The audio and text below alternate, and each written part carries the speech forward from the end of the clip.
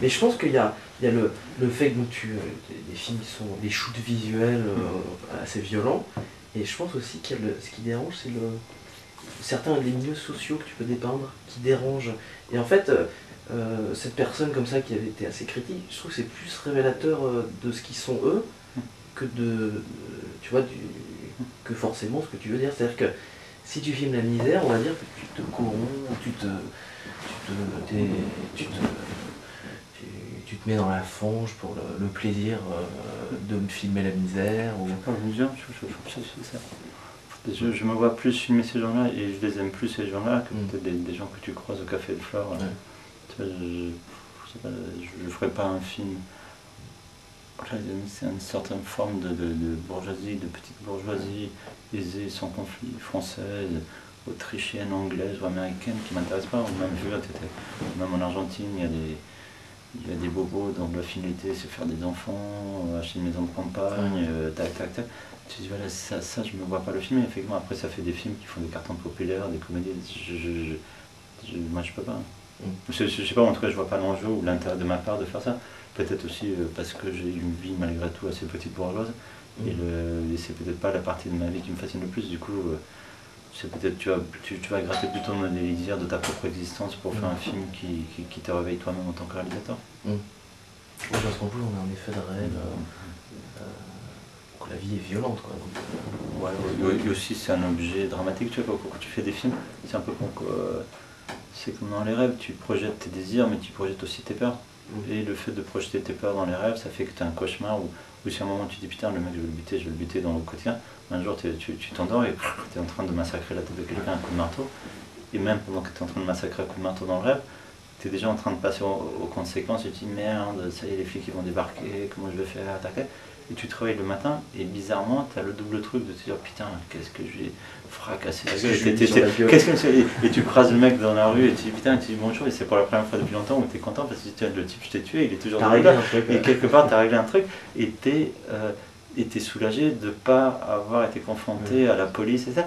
Et quand tu fais un rêve aussi, tu projettes toutes tes peurs. Moi, je dirais sur Irréversible, je me suis dit parmi les cauchemars ultimes qu'il peut avoir, c'est que la personne que tu aimes se fasse violer et comment tu réagis dans ce côté-là à ce moment-là. Il y a des gens qui sont venus, qui m'ont dit effectivement qu'ils s'étaient retrouvés dans des situations analogues et voilà, qu'ils avaient pété un câble. Du coup, tu projettes des choses sur un écran parce que tu n'as pas envie que tu arrives dans la vie et que tu vois comment toi tu réagirais et tu décortiques un univers dans lequel tu n'aurais pas de te retrouver. J'aurais pas aimé me retrouver avec mes parents morts sous mes yeux dans un accident de la route. Ce que tu filmes très bien, ça m'en avait parlé, c'est le traumatisme en fait. Que ce soit l'accident de bagnole qui est ahurissant, la scène de viol Irréversible. Après, c'est des expériences traumatiques que tu filmes. Mais de façon très forte en fait. Il y a pas beaucoup. Moi je lis pas beaucoup de romans, mais c'est vrai que par exemple quand tu lis Crime et Châtiment, la séquence du meurtre plus la suite, elle est super bien décrite, t'as l'impression d'y être. Oui mais là c'est pareil. L'accident de bagnole, c'est incroyable. En plus la répétition, il y a des gens que parmi les commentaires de Cannes, où les gens, tout le monde voulait remonter le film à ta place, il y en a pas mal qui m'ont dit putain l'accident il vient trop de fois, et en plus il est de plus en plus obscène, etc. C'est le principe du traumatisme. Et moi je ressens. En même temps ça pourrait avoir un effet cathartique quoi. Ouais, c'est ça. Moi ce qu'on m'a dit aussi sur le. Tu sais, il y a plein de trucs maintenant, de nouvelles thérapies contre les traumas de guerre ou les traumas, etc. Et apparemment, je parlais avec une femme qui est de la famille de Pierre Buffin, qui a fait les effets visuels du film, qui est psychologue, je sais pas trop quoi, et qui me parlait de nouvelles thérapies, et il m'expliquait qu'effectivement, qu'une expérience traumatique, c'est une expérience qui n'est pas archivée dans le cerveau analytique, mais qui est archivée dans le cerveau émotionnel.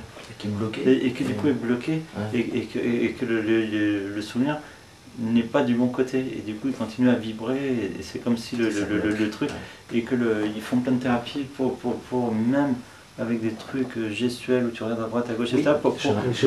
Pour transférer le souvenir et l'archiver dans le bon hémisphère. Du coup tu parles ils font parler la personne de l'expérience traumatique, et à force de faire des c'est mouvements des yeux, intéressant, droite, ouais. gauche, etc. C'est juste pour déplacer, comme c'était un objet, et que la musique droite-gauche arrive à déplacer l'objet d'un hémisphère vers l'autre, et à partir du moment où le souvenir rentre dans le cerveau analytique, il est à la bonne place parce que la personne dit voilà, tac, et il est plus dans le cerveau émotionnel qui est celui qui ne marche que par des impulsions. C'est fou, c'est comme si tout est donc une question de synapse, de connexion. Oui, mais en plus, effectivement, tu as des synapses, mais en plus, le cerveau n'est pas symétrique. En dehors du fait que tu as trois cerveaux, tu as le cerveau limbique, tu as le cortex et le néocortex, et c'est comme si tu avais trois ordinateurs superposés qui n'apportent pas les mêmes réponses aux mêmes questions. Tu as aussi une histoire d'archivage droite-gauche, etc. Et que si dans ces trois cerveaux, tu n'archivais pas les souvenirs du bon côté, ça fout la merde et il y a tout le système qui bug, c'est vraiment intéressant. D'ailleurs, quand les gens disent qu'ils ne savent plus où ils habitent, qu'ils ont l'impression d'être deux ou trois personnes à la fois, c'est juste parce que tu as différents cerveaux dans ton cerveau qui apportent des réponses différentes et que toutes les trois sont nettes, surtout dans des situations de crise où d'un coup tu peux te retrouver agressé dans la rue, ou tu es dans une situation professionnelle qui est angoissante, une situation familiale angoissante, tu peux vraiment te retrouver avec une jambe qui va vers la droite, l'autre qui veut s'échapper par la gauche, et ton bras tu pars par l'eau. C'est l'image du cerveau. Fracturé.